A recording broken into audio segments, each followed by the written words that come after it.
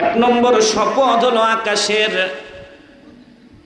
আপনারা একটু হয়তো আমাকে জিজ্ঞেস করবেন, নেসারে হুজুর আসমানটা কোথায়? আল্লাহ যে আকাশের শপথ করলেন, ওই আকাশটা কেমন? শুধু আপনাদেরকে বলি, বর্তমান বিশ্বের কোনো বিজ্ঞানী আজও পর্যন্ত আসমান খুঁজে পায় নাই। পৃথিবীর কোনো বিজ্ঞানী আজও পর্যন্ত আসমান খুঁজে পায়? তারা খুঁজে পাইছে একটা জিনিস, তার নাম দিছে মহাশূন্য। ৯৭ লক্ষ মাইল উপরে উঠেছে বিজ্ঞানীরা বর্তমান সময় পর্যন্ত। ৯৭ লক্ষ মাইল উপরে উঠে বিজ্ঞানীরা বলছে আসমান বলতে কিছু নেই, যা আছে সব মহাশূন্য। আর আল্লাহ বলেছেন আসমান আছে ৭টা। জোরে বলেন কয়টা? আরো জোরে, সবাই কর। বিজ্ঞানীরা বলেছেন একটাও নাই, আর আল্লাহ বলেছেন কয়টা? ৭টা। আমার দিনী ভাইরা, পবিত্র কোরআনুল কারীম এবার খেয়াল করুন। আল্লাযী খালাকা সাবআ সামাওয়াতি তিবাকা মা তারা ফি খালকির রহমানি মিন তাফাউতি ফারজি'ল বাসার হাল তারা মিন ফুতুর। আল্লাহ বলেন আমি আসমান বানাইছি ৭টা। পারলে তোমরা ওই ৭টা আসমানের একটা খুঁত বের করে দেখাও। একটু মেহেরবানি করে বলুন, আসমানে কি কোনো খুঁত আছে? আর একটু জোরে বলেন, আছে? আমার দিনী ভাইয়ের এবার খেয়াল করুন। আমি ব্যক্তিগতভাবে একটু মন দিয়ে চেষ্টা করেছিলাম আসমান সম্পর্কে জানার জন্য। সময় হাতে কম, ভূমিকা নেই।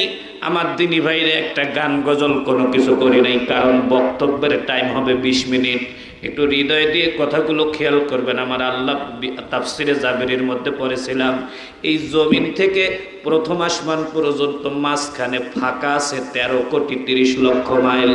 একটু জোরে বলেন আল্লাহু আকবার। বিজ্ঞানীরা গেছে মাত্র ৯৭ লক্ষ মাইল। আল্লাহু আকবার বলা যাবে না মনে হয়? ফাঁকা আছে ১৩,৩০,০০,০০০ মাইল। বিজ্ঞানীরা বর্ণনা করেন, এই ১৩,৩০,০০,০০০ মাইল পাওয়ার পর আমরা প্রথম যে আকাশটা পাব, এই আকাশটাকে তাফসিরে জাবেরির মধ্যে পড়েছি, আমার আল্লাহ রাব্বুল আলামিন লোহা দিয়ে ঢালাই দিয়েছেন। প্রথম আকাশটা হল লোহার তৈরি। তাফসিরে জাবেরিতে লিখেছে, মাটি থেকে প্রথম আসমানের ফাঁকা যতটুকু, মাটি থেকে প্রথম আসমান পর্যন্ত যতটুকু ফাঁকা, আমার আল্লাহ রাব্বুল আলামিন প্রথম আকাশটাকে ততটুকু মোটা করে ঢালাই দিয়েছে। আপনি মসজিদ ঢালাই দিয়েছেন ৪ ইঞ্চি ৫ ইঞ্চি, আর আল্লাহ আকাশ ঢালাই দিয়েছেন ১৩,৩০,০০,০০০ মাইল। একটু জোরে বলা যাবে না আল্লাহু আকবার? কয় টাকার মালিক হয়েছেন? আল্লাহ যদি উপর থেকে শুধু প্রথম আসমানটাই নিচে ফেলায় দেয়, এটা সাগর হয়ে যাবে। এত ওজন এই পৃথিবী নেওয়ার ক্ষমতা রাখে। আমার দিনী ভাইয়েরা, প্রথম আসমানের ছাদ থেকে দ্বিতীয় আসমানের গোড়া পর্যন্ত আবারও ১৩,৩০,০০,০০০ মাইল। বিজ্ঞানীরা বলেন দ্বিতীয় আসমানটাকে আমার আল্লাহ রাব্বুল আলামিন, আমার বন্ধুরা ভুল বলেছিলাম, প্রথম আকাশটাকে আল্লাহ পাক কাঁচ দিয়ে ঢালাই দিয়েছেন। ২ নম্বর আকাশটাকে আল্লাহ রাব্বুল আলামিন ১৩,৩০,০০,০০০ মাইল মোটা করে লোহা দিয়ে ঢালাই দিয়েছেন। আমার দিনী ভাইরা, দ্বিতীয় আসমানের ছাদ থেকে তৃতীয় আসমানের গোড়া পর্যন্ত তাফসীর জাবেরির মধ্যে লিখেছি আবার ১৩,৩০,০০,০০০ মাইল ফাঁকা। আমার আল্লাহ তাবারক ওয়া তাআলা বলেন ৩ নম্বর আকাশটাকে আমি আল্লাহ রাব্বুল আলামিন বানিয়েছি তামা দিয়ে, সেটাও ১৩,৩০,০০,০০০ মাইল ফাঁকা। তৃতীয় আসমানের ছাদ থেকে চতুর্থ আসমানের গোড়া পর্যন্ত আবারও ১৩,৩০,০০,০০০ মাইল ফাঁকা। চতুর্থ আকাশটাকে আল্লাহ রাব্বুল আলামিন ১ নম্বর রূপা দিয়ে ঢালাই দিয়েছেন, সেটাও হচ্ছে ১৩,৩০,০০,০০০ মাইল মোটা। চতুর্থ আসমানের ছাদ থেকে পঞ্চম আসমানের গোড়া পর্যন্ত আমার আল্লাহ তাবারক ওয়া তাআলা আবারও ১৩,৩০,০০,০০০ মাইল ফাঁকা দিয়েছেন। ৫ নম্বর আকাশটাকে আমার আল্লাহ রাব্বুল আলামিন ২৪ ক্যারেটের স্বর্ণ দিয়ে ঢালাই দিয়েছেন। একটু মেহেরবানি করে দুহাত উঁচু করে বলবো আল্লাহু আকবার। ৫ নম্বর আকাশটা কি দিয়ে ঢালাই করা? স্বর্ণ। একটু জোরে বলেন, কি দিয়ে? মোটা কত? 13,30,00,000 মাইল মোটা। মারহাবা আসতে কর, আরো আসতে কর মারহাবা। আমি মনে মনে মাঝে মাঝে আল্লাহর কাছে দোয়া করি, আল্লাহ টাকার জন্য এত দৌড়াদৌড়ি করি, উপর থেকে 2 মণ আমার বাসার ছাদে ফেলাইলেই তো হয়। আমার দিনী ভাইয়েরা কয় টাকার অহংকারী করেন আপনি? আমার দিনী ভাইয়েরা পঞ্চম আসমান থেকে ষষ্ঠ আসমানের গোড়া পর্যন্ত আবারও 13,30,00,000 মাইল ফাঁকা। ষষ্ঠ আকাশটাকে আমার আল্লাহ তাবারক ওয়া তাআলা ঢালাই দিয়েছেন একেবারে লাল ইয়াকুত পাথর দিয়ে। প্রত্নতত্ত্ববিদগণ বলেন ইয়াকুত পাথরের মূল্য সোনার চেয়ে 13 গুণ। সুবহানাল্লাহ, একটু আসতে কন। সেটাও 13,30,00,000 মাইল মোটা। ষষ্ঠ আসমানের গোড়া থেকে সপ্তম আসমানের গোড়া পর্যন্ত আবার 13,30,00,000 মাইল ফাঁকা। 7 নম্বর আকাশটাকে আল্লাহ মিন মারমার, সাদা ধবধবে মারমার পাথর দিয়ে ঢালাই দিয়েছেন। উলামায়ে কেরাম বলেন এইটা হলো হীরার আকাশ। একটু মেহেরবানি করে দুহাত উঁচু করে বলুন আল্লাহু আকবার। এবার আপনারা বলেন আল্লাহ যে শপথ করছে ছোট জিনিসের না বড় জিনিসের? একটু জোরে বলেন, ছোট জিনিসের না বড় জিনিসের? এতগুলো আকাশের শপথ করে বললেন সামাই দাতিল বুরুজ। আমি শুধু আকাশের শপথই করলাম না, ওই আকাশের মধ্যে যা যা আছে আমি তারও শপথ করলাম। প্রথম আকাশের শপথ, 2 নম্বর ওই আকাশের মধ্যে যা যা আছে তার শপথ।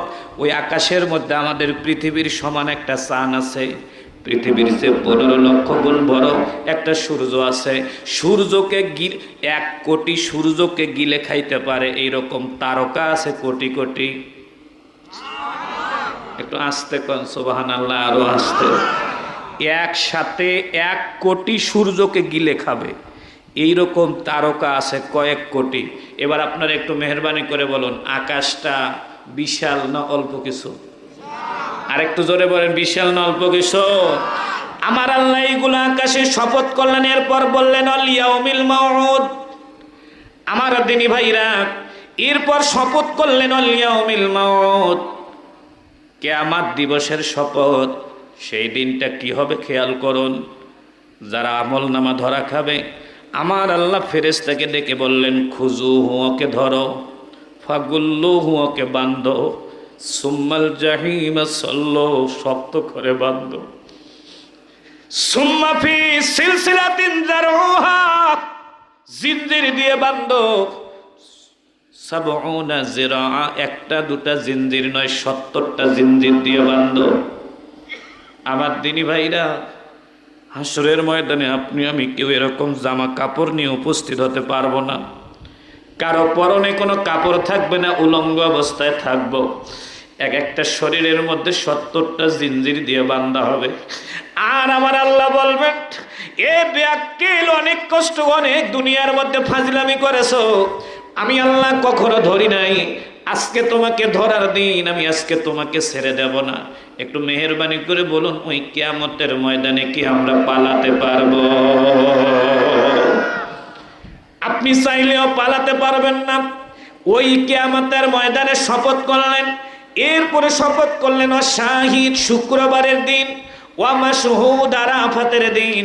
আমার আল্লাহ রাব্বুল আলামিন এই 4টা শপথ করে বললেন কুতিলা আসহাবুল উখদুদ, গুহার অধিবাসীরা ধ্বংস হয়ে যাক। আমি ব্যক্তিগতভাবেই কুতিলা আসহাবুল উখদুদের উপরে স্টাডি করেছিলাম। আমি মনে মনে চিন্তা করলাম এমন কোন গুহা যেই গুহার জন্য আল্লাহ 4টা শপথ করেছেন? জোরে বলেন কয়টা? যেই গুহার জন্য আল্লাহ মূলত গোটা পৃথিবীর নভমণ্ডল ভূমণ্ডলের ইহকাল পরকালের শপথ করেছেন। দিনের মধ্যে সেরা দিন শুক্রবার।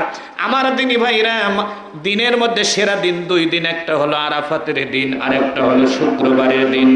আল্লাহ 2 দিনের শপথ করেছেন, কিয়ামতের দিনের শপথ করেছেন, এরপরে আসমানের শপথ করেছেন, এরপরে শপথ করেছেন চন্দ্র সূর্য গ্রহ নক্ষত্রের। শুধুমাত্র একটা ঘটনা বর্ণনা করার জন্য, একটা গুহার ঘটনা। আমি ব্যক্তিগতভাবে চিন্তা করেছি নিশ্চয়ই ওই গুহাটাকে আমাকে খুঁজে বের করতে হবে, যেই গুহাটার জন্য আমার আল্লাহ শপথ করেন 4 বার। একটু জোরে জোরে বলতে হবে আল্লাহু আকবার। আমার দিনী ভাইয়েরা লম্বা করব না, চলুন যে গুহাটার জন্য আল্লাহ 4 বার শপথ করলেন, ওই গুহাটাকে খুঁজে বের করব। আমার নবীজি এখনো পৃথিবীর বুকে আগমন করেন নাই, আগমন করবেন আর মাত্র 90 বছর পরে। বন্ধুরা, সে সময় একজন প্রেসিডেন্ট দেশ চালাতেন, তার নাম ছিল ইউসুফ। আমার বন্ধুরা, এই ইউসুফ জাতিতে ছিল হিন্দু, তার চরম ধৃষ্টতা ছিল যাকেই মুসলমান যাকেই পায় তাকেই দুনিয়া থেকে বিদায় করে দেয়। গোটা ইয়ামেন রাষ্ট্র পরিচালনা করতে এক শয়তান, তার নাম ছিল ইউসুফ। তিনি ভাইরা নামটা খেয়াল করে দেখেন, নামটা কিন্তু মুসলমান মুসলমান, কিন্তু দুনিয়ার সমস্ত তাফসির বলেছে এই মানুষটা মুসলমান ছিল না, সম্পূর্ণ হিন্দু ছিল। এই লোকটা মূর্তি পূজা করত, তার অন্যতম দোষ ছিল মুসলমান পাইলেই হত্যা করে। আমার দিনী ভাইয়েরা, এই লোক একটানা 9 বছরে ওই দেশের 18,000 মুসলমানকে দুনিয়া থেকে বিদায় করে দিয়েছে। এই মানুষগুলো দ্বীনে হানিফা নামক একটা সংগঠনের কাজ করত।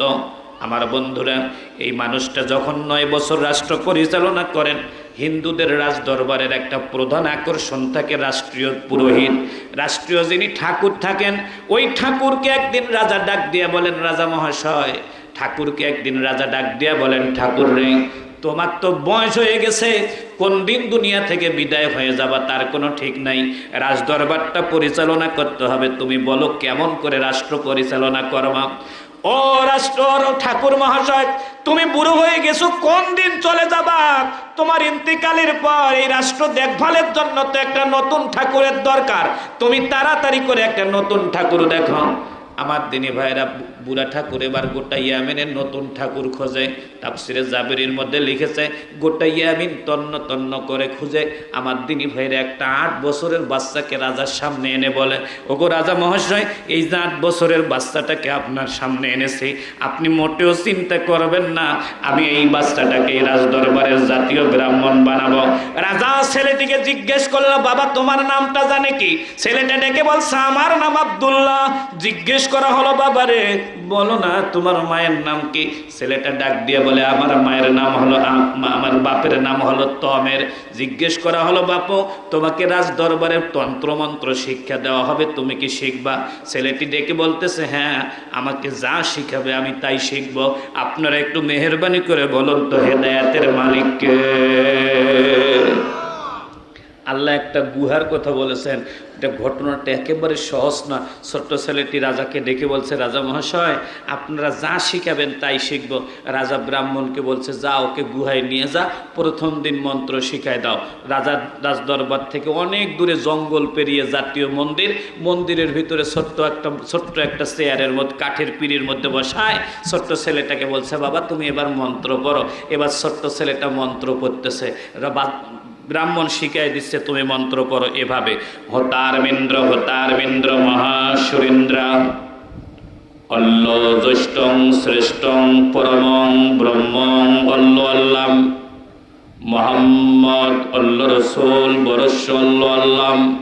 কষ্ট যদি না হয় জোরে কোন মারহাবা। যেভাবে মারহাবা বললেন, তাবারক আছে নাকি ভাই?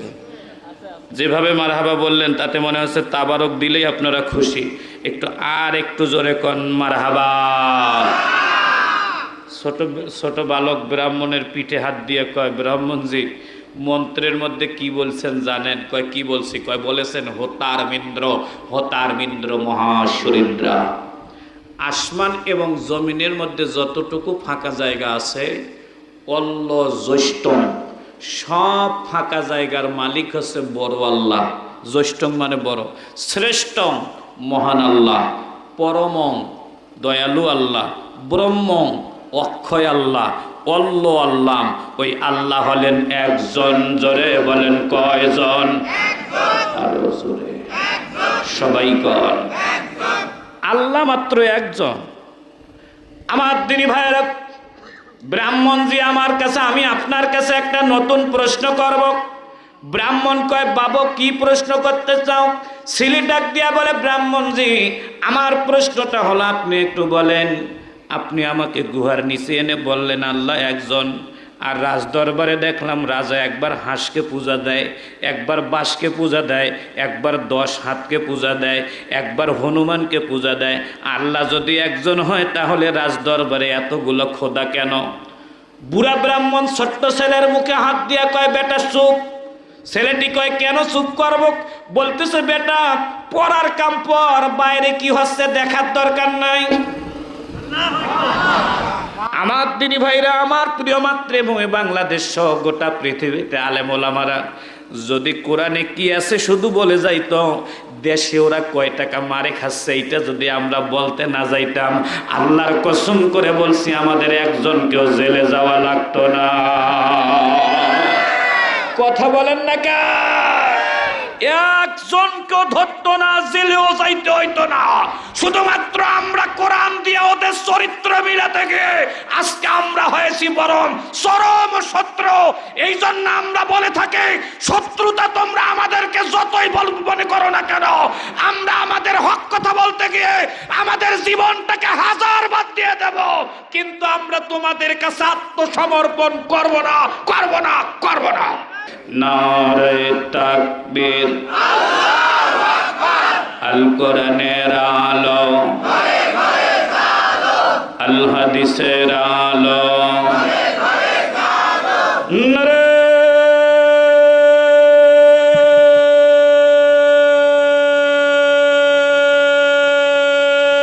তাকবীর। অনেক লোক বলে নাই, আমি জানি কারা কারা বলে নাই। না বলুক, মরার সময় ওনার মুখ দিয়ে যদি ফেনা বাইর হয় তখন তার আমার লস হবে না। কথা কয় না কে? কারণ আল্লাহ যদি আমার দাদার নাম হইতো, না বলতো আমি কিছু বলতাম না। আল্লাহ আমারও যিনি ওনারও তিনি। আল্লাহ বলেছেন, বান্দা যত আমাকে ডাকে আমি বান্দার তত কাছে যাই। কেউ যদি মনে করে যে আমি বড় লোকের ছেলে, আমি বলবো না থাকে। আল্লাহ কাল কিয়ামতের ময়দানে ওরে যে কি কেউনানটা কেউনাবে, খালি মরে দেখো তখন টের পাবে। ব্রাহ্মণ ডাক দিয়ে কয়, শোন, এগুলো বলা যাবে না। ছেলেটি ডাক দিয়া বলেন, আঙ্কেল আপনি আমাকে ওই বিদ্যা শিখাবেন যে বিদ্যা আমল করা যাবে। আল্লাহু আকবার কর। আপনি কেন উল্টা পাল্টা বিদ্যা আমাকে শিখাচ্ছেন? আপনি ওখানে যা মূর্তি 18 ঘন্টা মূর্তির পায়ে সেজদা দেন, আর ঘরের ভিতরে আমাকে শিখাচ্ছেন আল্লাহ একজন। ও আঙ্কেল মন্ত্রে আরো কি জানি বললেন। এবার ব্রাহ্মণ ডাক দিয়ে কয়, মোহাম্মদ আল্লাহ রসুল বরস আল্লাহ। বালক মন্ত্রের শেষে বললাম, মোহাম্মদ আল্লাহ রসুল। আর সে রসুল হলেন সব রসুলদের সর্দার। একটু জোরে জোরে বলতে হবে, আল্লাহু আকবার।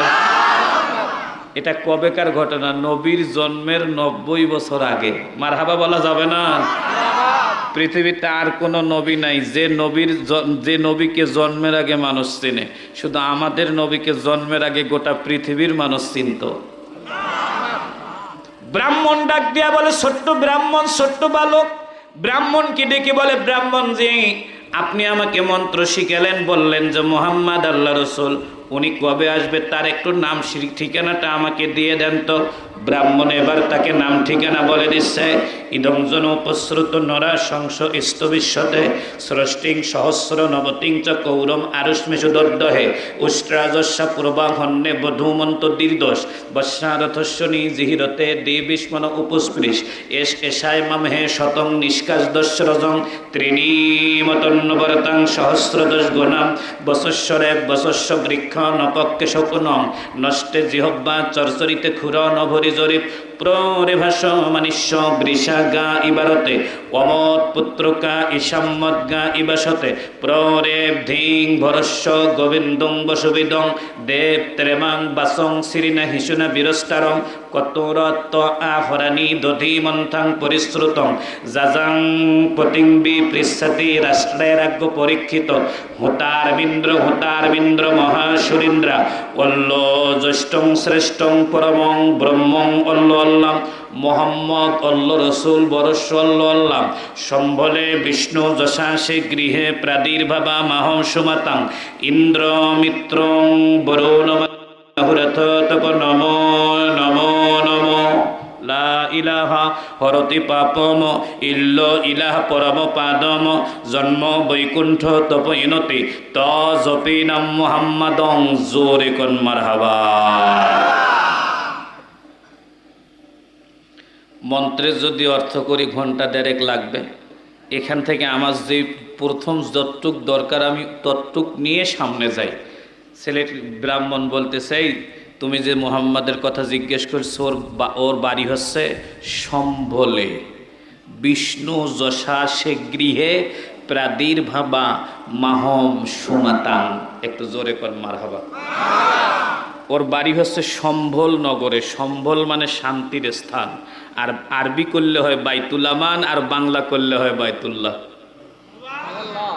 কাবা ঘরে। বিষ্ণু হলো তার বাপের নাম, বিষ্ণু যশা হচ্ছে তার বাপের নাম। বিষ্ণু মানে খোদা আর যশা মানে দাস, দুইটাকে একখানে করলে হয় খোদার দাস। তার বাপের নাম হচ্ছে আব্দুল্লাহ। একটু জোরে বলা যাবে নাকি আল্লাহু আকবার? আব্দুল্লাহ শব্দের অর্থ হচ্ছে আল্লাহর দাস। মাহম সুমাতাং, মাহম মানে মা, সুমাতাং মানে মতি গতি ভালো যার। এটার আরবি হচ্ছে আমিনা। কবি নজরুল এই মন্ত্রকে টেকিয়া করে মোটিফাই করে একটা গান বানিয়েছেন। একটু সবাই আমার সাথে গান।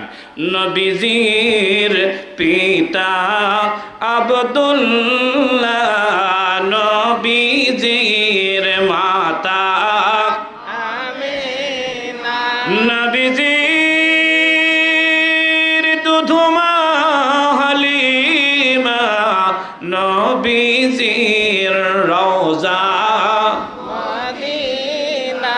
আর একবার বলেন, বুঝতে পারেন নাই জোরে জোরে বলবেন তাহলে মজা লাগবে। নবীজির পিতা আব্দুল্লাহ, নবীজির মাতা আমিনা, নবীজির দুধমা হালিমা, নবীজির রওজা মদিনা।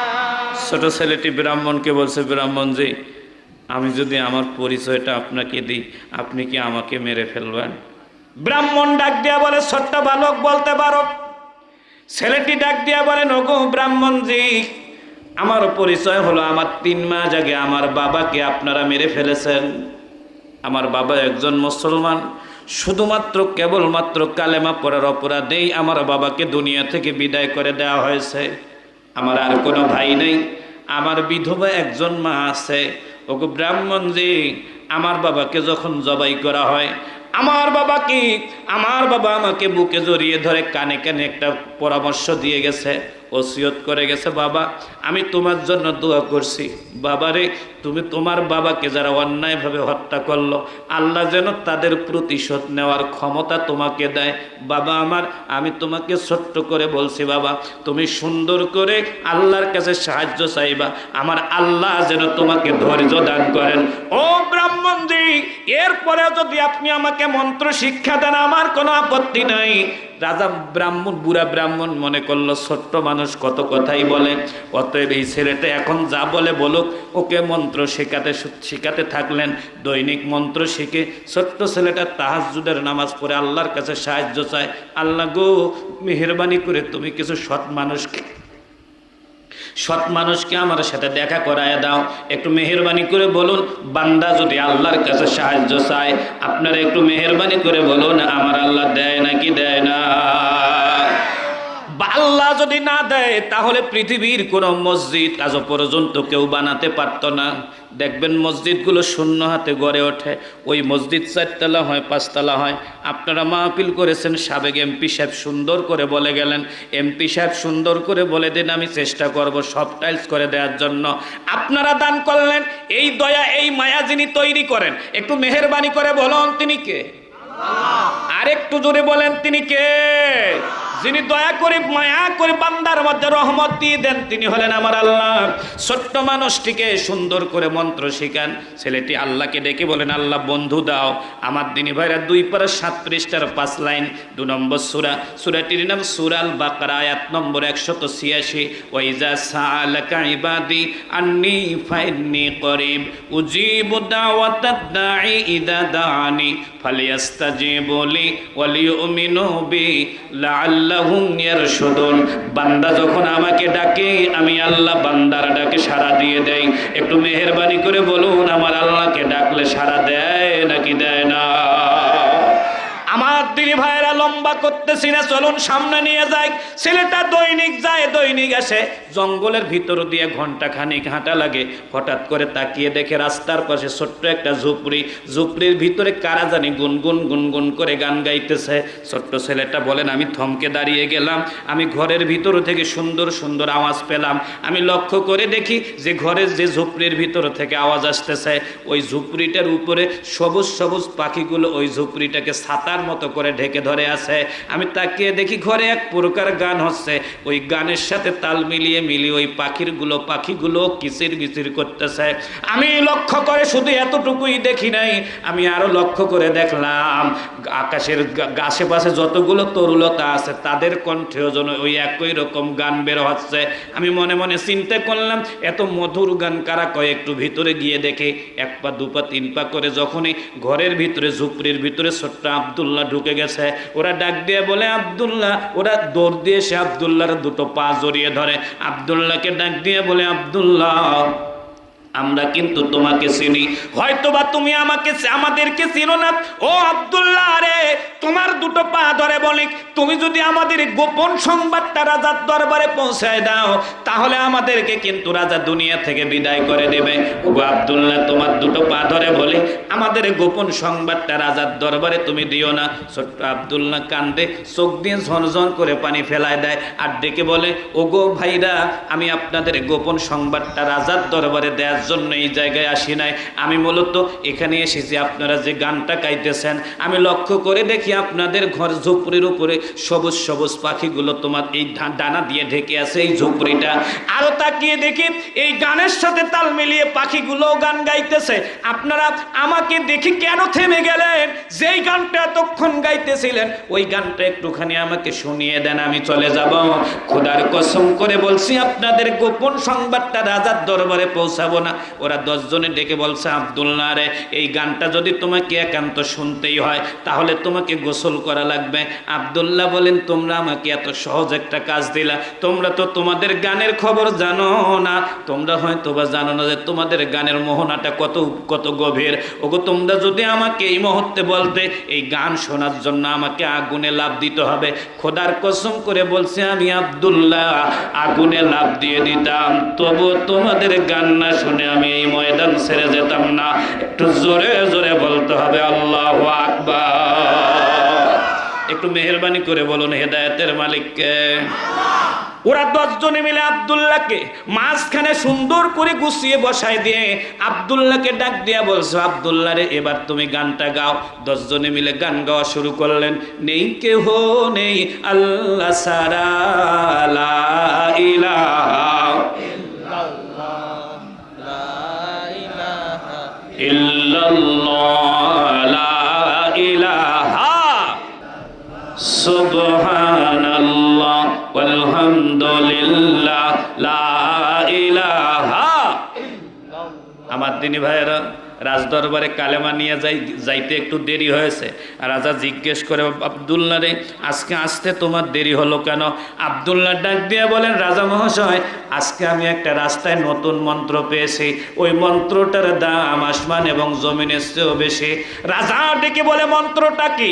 আব্দুল্লাহ বলেন এখন বলা যাবে না, আগে মন্ত্রটা আমল করি তারপরে বলবো। রাজা মনে করেছে খুব দামি মন্ত্র পেয়েছে তাই তাকে কিছু বলে নাই, কিন্তু সেই ইশারায় বলে দিয়েছে যে মন্ত্র পেয়েছি ওই মন্ত্রের দাম গোটা পৃথিবীর মধ্যে বেশি। সেই মন্ত্রটা হলো লা ইলাহা মুহাম্মাদুর। ছেলে দৈনিক যায় দৈনিক আসে। তাফসিরে জাবিরির মধ্যে আমি পড়েছিলাম আমার দিনী ভাইরা 3 মাস মন্ত্র শিখছে অনেকগুলো। আমার কমপক্ষে 1.5 ঘন্টা মন্ত্র বলতে পারবো এখানে। আপনাদের কপাল খারাপ, আমাকেও অনেক রাতে তুলে দিয়েছেন। আজকে আমি বাড়ির থেকেই সাতক্ষীরা থেকে যখন আসি তখন মনে নিয়ত করেছিলাম যে পুরো মন্ত্রটা বলবো। আসার দাওয়াত নেওয়ার সময় বলছিলাম 12টায় ছাড়বো। আজকে সকালবেলা বললো যে 10:30টায় দেবো, এখানে আসার উপর বললো 10:30টায় দেবো, দিতে 11:30টায় দিল। দোষটা আমার না আপনাদের? এ মুসলমানেরা, একটু সামনে নিয়ে যাই আপনাদেরকে, লম্বা করব না। ছোট্ট একজন মানুষ দৈনিক যায়, দৈনিক আসে। জঙ্গলের মাঝ থেকে একটা বাজারের পাশে অনেকগুলো লোক আব্দুল্লাহর পথ রোধ করে। আব্দুল্লাহকে বলে, আব্দুল্লাহ সামনে যাওয়া যাবে না। আব্দুল্লাহ কয় কেন? বলতেছে, আব্দুল্লাহ রে, বনের ভিতর থেকে একটা বাঘ বের হয়ে রাস্তায় দাঁড়িয়ে আছে, যাকে পাবে তাকে কামড়াবে। আব্দুল্লাহ বলেন, তোমরা আমাকে ছেড়ে দাও, আমি যাব, আমাকে বাঘে কামড়াবে না। সব কয়টা 3000 অমুসলিম ছিলেন, তাফসিরে কবিরে লেখছে 3000 অমুসলিম। 3000 অমুসলিম আব্দুল্লাহকে ডেকে বলে, আব্দুল্লাহ তোমার বড় ঠাকুর কিন্তু অন্য রাস্তায় পালাইছে। আব্দুল্লাহ বলেন, আমার বড় ঠাকুর পালাবেই, কারণ আমি যে দোয়াটা জানি আমার বড় ঠাকুর ওই দোয়া জানে না। তোমরা আমাকে একটুখানি ছেড়ে দাও, দেখবা বনের বাঘ বনে চলে যাবে, পৃথিবীর কেউ আমাকে আক্রমণ করতে পারবে না। একটু জোরে জোরে বলা যাবে নাকি আল্লাহু আকবার?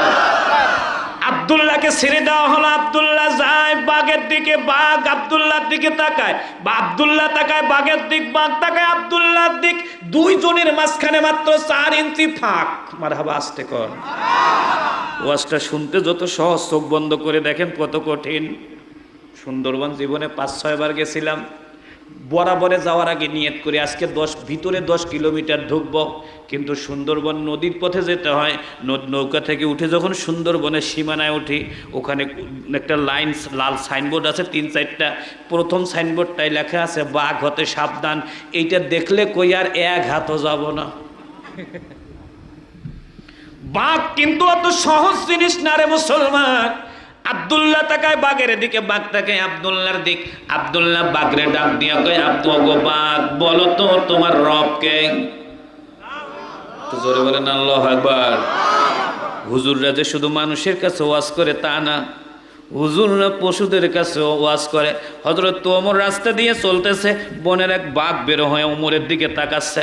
হযরত ওমর বাঁকা চোখ দিয়ে দেখতে পেয়েছে বাঘটা সামনে। হযরত ওমর বাঘরে ডাক দিয়ে কয়, বাঘ দাঁড়া। বাঘ এক কদমও সামনে যায় নাই, 1 পা 2 পা করে বাঘের কানটা ধরে। ওমরও ডেকে বলে, মানুষ যে পথে চলে সেই পথে তুমি কেন? বাঘ ডাক দিয়ে বলে, ওমর আমি আপনার নাম শুনেছি, কোনোদিন দেখি নাই, তাই একটু দেখার জন্য বাইরে হয়েছে। একটা থাপ্পড় দিয়ে বাঘরে জঙ্গলে খেদায় দিয়েছে। একটু জোরে জোরে বলতে হবে আল্লাহু আকবার। এই জন্য মানুষ আশরাফুল মাখলুকাত, কিন্তু এই মানুষ এখন ভেড়া হয়ে গেছে। কথা কয় না কা? এখন আমরা রাত্রিবেলা একটা কালো বিড়াল দেখলেও লুকায় যাই। আমাদের মধ্যে ইমানি শক্তিটা এত দুর্বল হয়ে গেছে। আমার দিনই বাইরে ছোট্ট মানুষ বাঘদের ডাক দিয়া বলে, বাঘ তুমি কেন?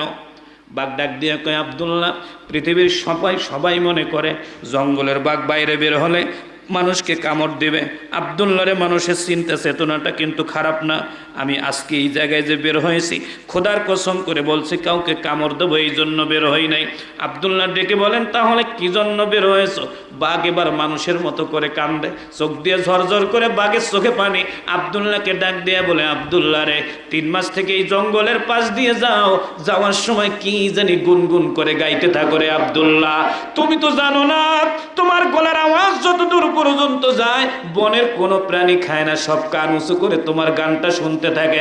কিন্তু তুমি এমন নিষ্ঠুর, তোমার গলার আওয়াজটা কখনো তুমি বাড়াও না।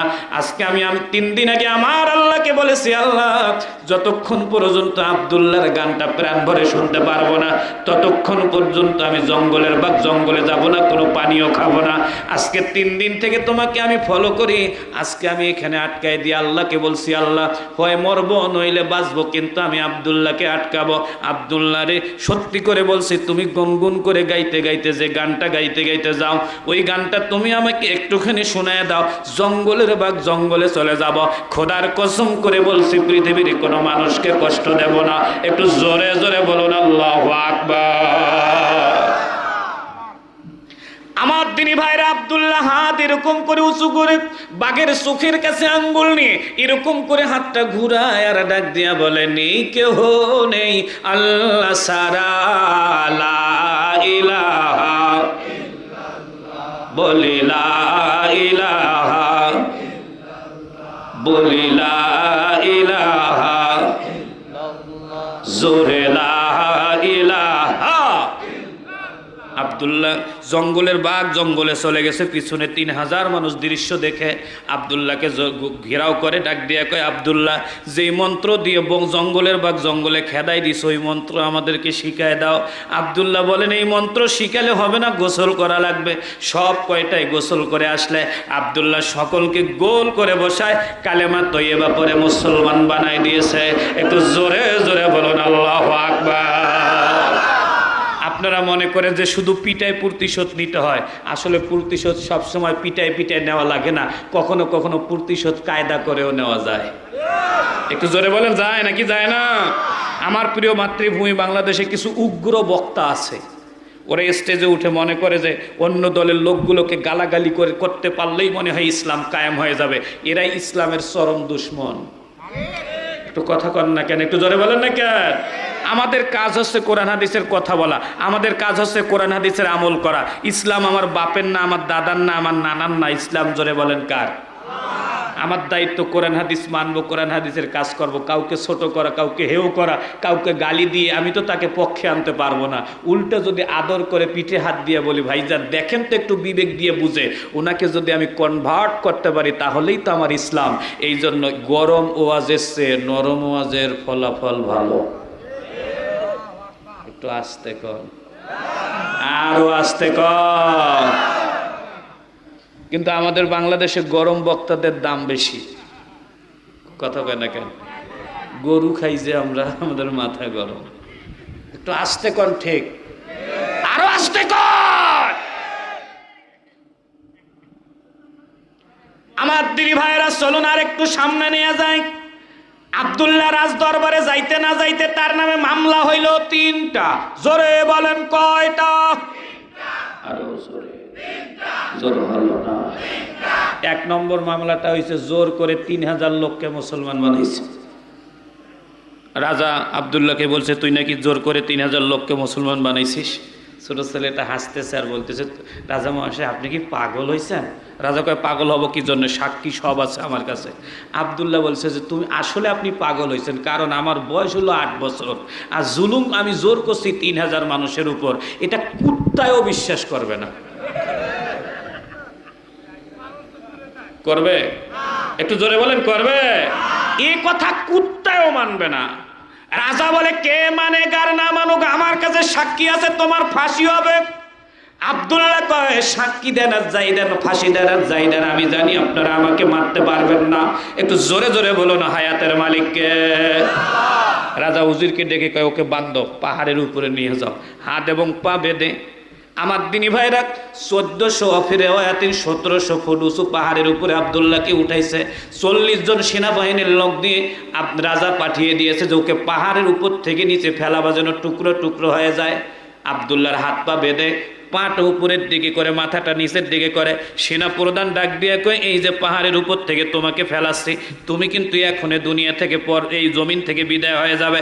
রে আব্দুল্লাহ, তোমার বয়স কম, তুমি মেধাবী মানুষ, তুমি শুধুমাত্র সরি বলো, সারেন্ডার করো, তাহলে আমি তোমাকে ছেড়ে দেব। আব্দুল্লাহ কয়, কি জন্য সারেন্ডার করব, কেন বা দুঃখিত বলবো, কেন বা আমি প্রাণ ভিক্ষা চাইব? মুসলমান কখনো তোমাদের মতো নমদের কাছে প্রাণ ভিক্ষা চাইতে পারে না, কারণ মুসলমান জানে পৃথিবীর সব জীবনের মালিক আমার আল্লাহ। এ তোমরা আমাকে কি বলো, আমি তোমাদের কাছে ক্ষমা চাইব না, পারলে তোমরা নিচে ফেলায় দাও। ওরা বলতেছে তোমার সাহস না, এই নিচে ফেলাবে। এই ছোট্ট ছেলেটা চোখ বন্ধ করে আল্লাহকে বলে, আল্লাহ আমি ইচ্ছা করে কাউকে মুসলমান বানাই নাই, তুমি আমাকে, আল্লাহ আমি বাঘের সাথে কথা বলেছি, আল্লাহ বাঘ আমার কথায় সাড়া দিয়েছে, এই দেখে তোরা মুসলমান হয়েছে, আল্লাহ সবই তো তোমার ইশারা। ও রব্বুল আলামিন, এখন ওরা আমাকে নিচে ফেলাই দিচ্ছে, আমার কি হবে? আমার আল্লাহ তাবারক ওয়া তাআলা তাফসীরে তাবারির মধ্যে আসছে, আমার বন্ধুরা আল্লাহ 2 জন ফেরেশতা পাঠিয়ে দেন। একজন ফেরেশতাকে ডেকে বলেন, ওকে যখন ছেড়ে দিবে, ও ফেরেশতা তুমি ওকে কোলে করে নিয়ে হাতের এবং পায়ের রশিগুলো খুলে দিয়ে 2টো হাতের মধ্যে সিলের মতো করে 2টো ডানা সেট করে দিবে, আমার আব্দুল্লাহ যেন উড়ে উড়ে রাজার দরবারে গিয়ে আবার কালেমার দাওয়াতটা পৌঁছায় দিতে পারে। এ মুসলমানেরা, আব্দুল্লাহর হাতে 2টো ডানা সেট হয়ে গেছে, উড়ে উড়ে রাজার দরবারে আসছে। রাজাকে ডাক দিয়া কয়, ওই রাজা মহাশয়, এবার তুমি বলো লা ইলাহা ইল্লাল্লাহ। রাজা ডাকে কয়, তুই কেমনে আসলি? আব্দুল্লাহ কয় আমি তো আসি নাই। কয় আসলি কিভাবে? কয় আমাকে যে আল্লাহ কালেমা শিখাইছে ওই আল্লাহ পাঠাইছে। কয় আমার সৈন্যগুলো কই? আব্দুল্লাহ কয় সৈন্যগুলোকে আমি দেখলাম পাশের একটা পাহাড় এসে বাটনায় যেমন মশলা বাটে তোমার সৈন্যগুলোকে ওইরকম করে ক্যাস ক্যাস করে বাটা হয়েছে। রাজা আব্দুল্লাহকে রাজা ডেকে বলে, আব্দুল্লাহ রে এবার কি হবে? আব্দুল্লাহ বলেন যা হবার তো হয়ে গেছে। রাজা উজিরকে ডেকে বলেন একে তো পাহাড়ে মারা গেল না, এখন কি হবে? উজির ডেকে বলেন ও বেটা কঠিন ক্যারাটি জানে, আপনি চিন্তা করবেন না, হাত পা বেঁধে ওকে নদীতে নিয়ে যাব। হাত পা বেঁধে নৌবাহিনীর 40 জন সদস্য দিয়ে নদীর মাঝখানে নিয়ে গেছে। আব্দুল্লাহকে হাত পা বেঁধে নৌবাহিনীর প্রধান পাটা উপর দিকে করে মাথাটা নিচের দিকে করে আব্দুল্লাহকে ডাক দিয়ে বলা হচ্ছে, আব্দুল্লাহ দেখ এটা কিন্তু পাহাড় না যে লাফ দিবে, এটা কিন্তু নদী। আব্দুল্লাহ ডাক দিয়ে কই ওরে বেয়াক্কেল, নদী তোর বাপ খোরে নাই।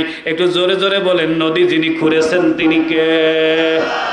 বাংলাদেশের পদ্মা নদী যিনি বানাইছেন তিনি কে? মেঘনা, যমুনা, ব্রহ্মপুত্র, বঙ্গোপসাগর, প্রশান্ত, আটলান্টিক। তাহলে আমাদের কি? একটা পুকুর খুঁড়তে গেলে আমাদের লক্ষ লক্ষ টাকা লাগে। আর প্রশান্ত মহাসাগরে একটা জায়গা আছে যার গভীরতা হলো 33 মাইল। আমি মনে মনে করি আল্লাহ এ বাঙালি টাকা দিয়ে খুঁড়ে সম্ভব না। সোজা করে খুঁড়তে গেলে সাইড ভুসুরি আসবে, ভেঙে আসবে, কথা কয় না কে? 15 ফিট একটা পুকুর খুঁড়তে গেলে আমাদের দেখবেন সাইড ভেঙে আসে, আমরা সমান করতে পারি না। আমার আল্লাহ এত বড় বঙ্গোপসাগর খুঁড়ছে, এরপরে প্রশান্ত, এরপরে আটলান্টিক মহাসাগর, ভারত সাগর, আরব সাগর, কত যে সাগর আছে, লুৎ সাগর, লাল সাগর, নীল সাগর। আমার আল্লাহ সব সাগর খুঁড়েছেন। পৃথিবীতে কেউ আল্লাহকে সাহায্য করে নাই, সাহায্য করার দরকারও হবে না। ছোট ছেলেটা বলেন এ বেটাই নদী তোর বাপের না? একটু জোরে বলেন নদীগুলো কার? আব্দুল্লাহকে ফেলাই দিচ্ছে। আব্দুল্লাহ চোখ বন্ধ করে আল্লাহকে বলতেছে, আল্লাহ আমার বাপকে ওরা মারছে, এরা আমাকেও মারবে নাকি? আমার আল্লাহ আবার হজরতে খিজির আলাইহিস সালাম হলো নদীর প্রেসিডেন্ট। আল্লাহ নবী খিজিরকে ডেকে বলেন, খিজির রে আমার আব্দুল্লাহকে কোলে করে নিয়ে নদী পার করে দাও। ও খিজির ওদের নৌকার মধ্যে একটা লাঠি মেরে নৌকাটা উল্টায় দাও। নৌকা লাঠি দিয়ে উল্টায় দিয়েছে। 40 জন ফেরেশতাকে আল্লাহ সেট করে রাখছে। ওই ফেরেশতারা পা ধরে টেনে সাগরের তলে নিয়ে গেছে। আর আব্দুল্লাহ উপরে উঠে, আব্দুল্লাহ হেঁটে হেঁটে রাজার দরবারে গিয়ে রাজাকে ডাক দিয়া কয়, বলো লা ইলাহা জোরে লা ইলাহা, বলে লা ইলাহা ইল্লাল্লাহ। রাজা আবার উজিরকে ডেকে বলে, উজির এবার কি হবে? উজির বলে আমি বুঝলাম না, পাহাড়েও পারলাম না, নদীতেও পারলাম না, এই বেটাকে এবার পুড়ে মারা লাগবে। এ মুসলমানেরা বিরাট বড় একটা আগুন তৈরি করা হলো। তাফসিরের মধ্যে পড়েছে আগুনটা লম্বায় ছিল 100 হাত, 100 গজ, 5টা ছিল 100 গজ, গভীরতা ছিল 100 গজ। এরকম একটা চুলার মধ্যে 1 মাস আগুন জ্বালা আগুনটাকে পুরা তাপ লাল করার পরে আব্দুল্লাহকে ওই আগুনের কাছে প্রেসিডেন্ট ইউসুফ জুনাওয়াস এরকম করে আব্দুল্লাহর হাতটা ধরে আব্দুল্লাহকে ডাক দিয়ে বলে, আব্দুল্লাহ এটা পাহাড় না, আর এটা পাহাড় না যে সাঁতার, পাহাড় না যে লাফ দিবা, আর সাঁতার সাগর না যে সাঁতার কাটবে, এটা কিন্তু আগুন। আব্দুল্লাহ মুস্কি মুস্কি হাসতেছে আর বলতেছে, আগুন হয়েছে তা কি হয়েছে, আমার কিসের ভয়? ওরা বলতেছে দেখ অনেক দিন থেকে জ্বলতেছে, তুমি পড়ার 1 মিনিটের মধ্যে তুমি শেষ হয়ে যাবে।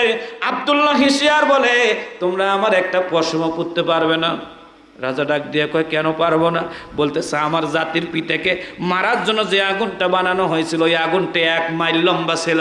তুমি আগুন জ্বালাইছো 3 মাস, আর নমরুদ আগুন জ্বালায় রাখছিল 9 মাস। 9 মাস আগুন জ্বালানোর পর আগুনটাকে গরম করে ওই জাতির পিতাকে আগুনে ফেলাই দেওয়া হয়েছিল। আমার জাতির পিতা যখন আগুনে পড়ে আমার আল্লাহ আগুনটাকে জান্নাত বানায় দিয়েছিল। তুমি এখন আমাকে চিনোই নাই, আমি আমার জাতির পিতার জাতীয় সন্তান। জাতির পিতার দোয়া আমার দোয়া, তার কালেমা আমার কালেমা এক কালেমা। খোদার কসম করে বলছি তোমার বানানো আগুনের মধ্যে আমাকে মারতে পারবে না। একটু জোরে জোরে বলুন আল্লাহু আকবার। তোমার বানানো আগুনে আমাকে মারা সম্ভব নয়। আব্দুল্লাহকে ডাক দিয়ে বলা হলো, এ আব্দুল্লাহ দাঁড়া। এই বলে লাথি মেরে আব্দুল্লাহকে আগুনে যেই না ফেলায় দেওয়া হয়, আমার আল্লাহ আগুনকে সরিয়ে দেন। আব্দুল্লাহ আগুন দিয়ে হাঁটে, কে জানে আব্দুল্লাহর দুই হাতে দুটো আনার দিয়েছে। আব্দুল্লাহ আগুনের মধ্যে হাইওয়ে রোডের মতো হাঁটে আর আনার খায়। আবার উপর থেকে রাজা দেখে আনার খাচ্ছে, ডাক দিয়ে কয়, আব্দুল্লাহ তোমাকে কি আগুন ধরে না? কয় না। কয় কি খাচ্ছ? কয় আনার খাচ্ছি। কয় কে দিল? আব্দুল্লাহ কয় যার কালেমা পড়ছি সে দিয়ে গেছে। কয় তোমাকে কি একটুকুও জ্বলতেছে না? কয় না না না। আব্দুল্লাহকে এবার ডাক দিয়ে কয় তুমি একটু উঠে আসো। আব্দুল্লাহ কয় আমি নিজে পড়ছি নাকি? তুমি ফেলাইছো, তুমি এসে নিয়ে যাও। রাজা ডেকে বলে আমি তোমাকে আনতে গেলেই তো আমাকে আগুনে ধরবে। আব্দুল্লাহ বলছে আগুন ধরবে না, দোয়া শিখায় দেব। কয় কোন দোয়া? কয় ওই যে পুরান দোয়া, লা ইলাহা জোরে লা ইলাহা ইল্লাল্লাহ, লা ইলাহা সুবহানাল্লাহ ওয়ালহামদুলিল্লাহ, লা ইলাহা।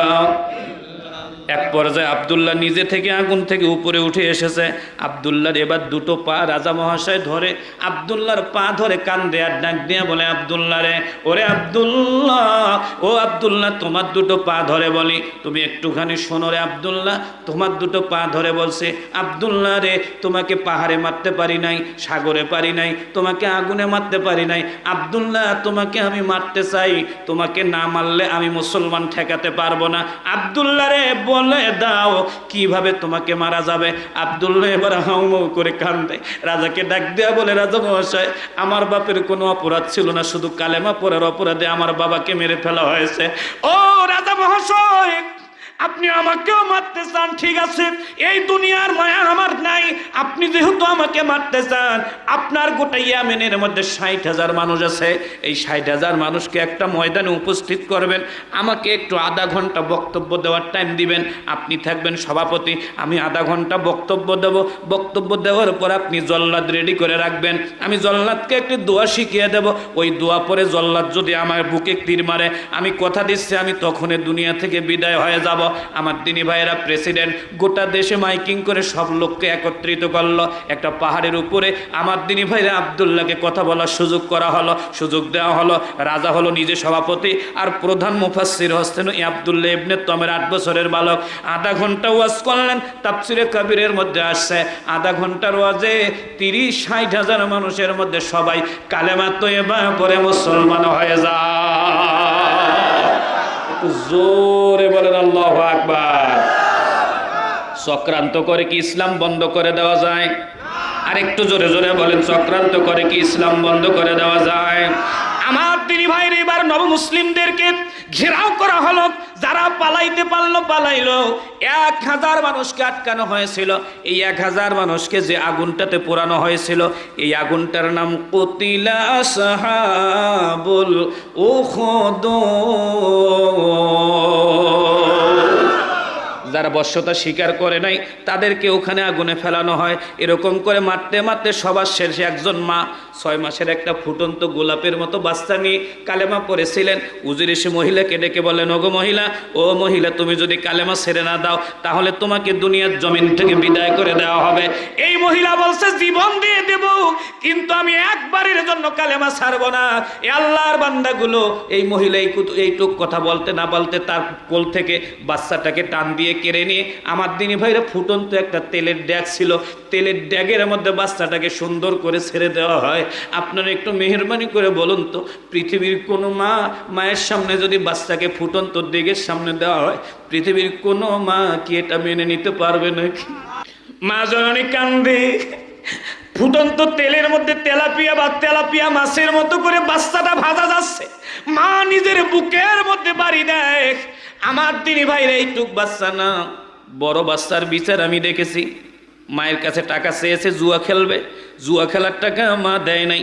এই জন্য মাকে চুল ধরে এমন করে পিটিয়েছে যে মা দাঁড়িয়ে প্রস্রাব করে দেয়।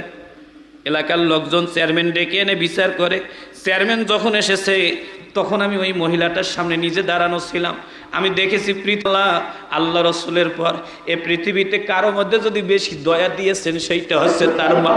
মায়ের সেই দয়া গোটা পৃথিবীর মধ্যে আর কারো নাই, কারো নাই, কারো হবে না, কারো হবে না।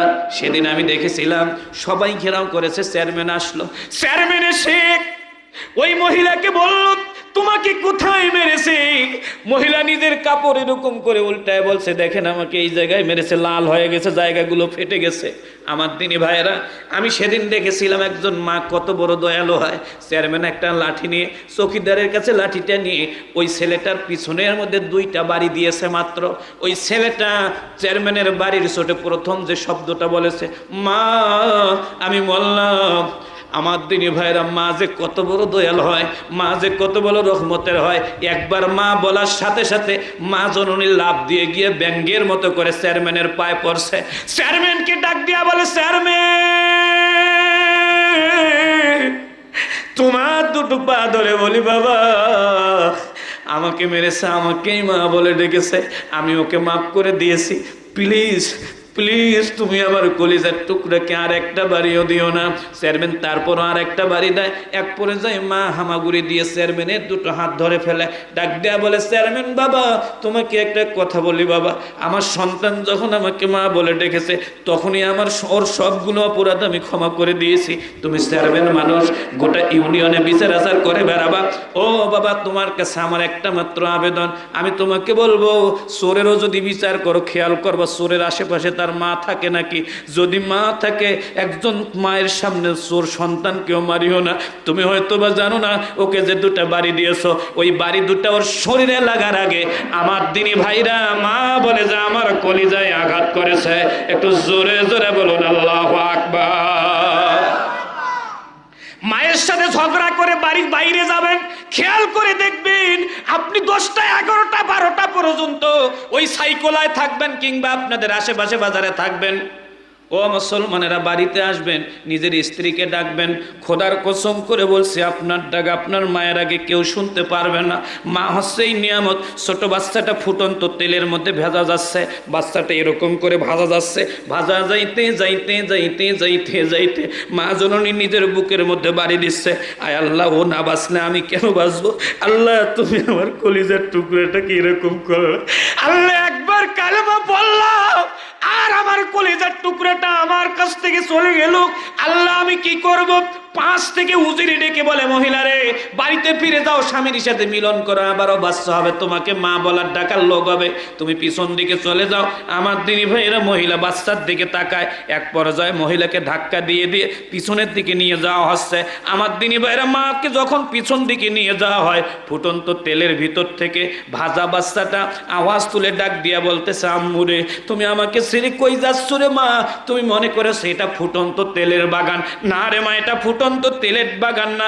তুমি মোটেও ভয় করো না। তোমার একান্ত যদি বিশ্বাস না হয়, কালেমা তৈয়বা পরে লাভ দিয়ে দেখো, আমার আল্লাহ রাব্বুল আলামিন এটা ঈমানদারদের জন্য জান্নাতের বাগান বানায় দিয়েছেন।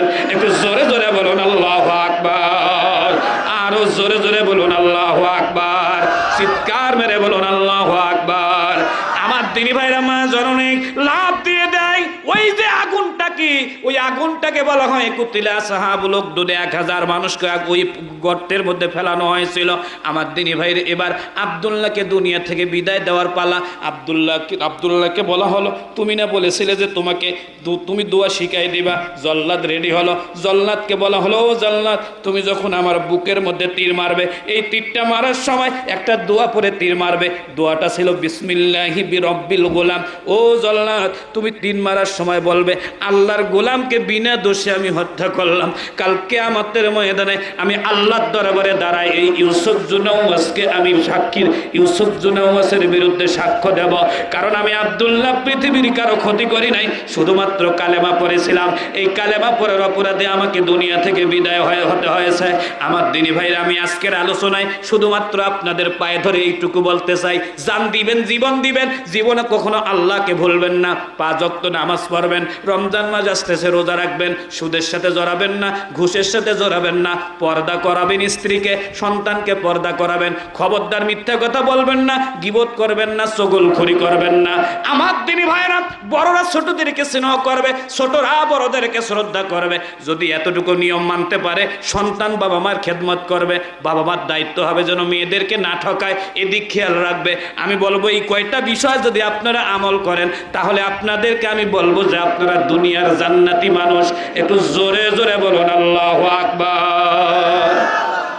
আমরা মিথ্যা বলবো? আর একটু জোরে বলেন, মিথ্যা বলবো?